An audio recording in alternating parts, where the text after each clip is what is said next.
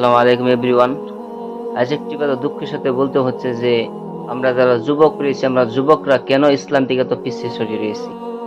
আমরা কি মনে করি যে আমাদের যে এই যৌবন, আমাদের এই শক্তি সারা জীবন এভাবেই থাকবে? যে আল্লাহ কি আমাদের জিজ্ঞাসা করবে না?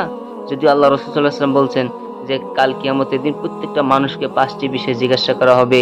যতক্ষণ পর্যন্ত না ওই ব্যক্তি ৫টি প্রশ্নের জবাব না দিবে, ততক্ষণ পর্যন্ত সে এক পা সেখান থেকে সরাতে পারবে না।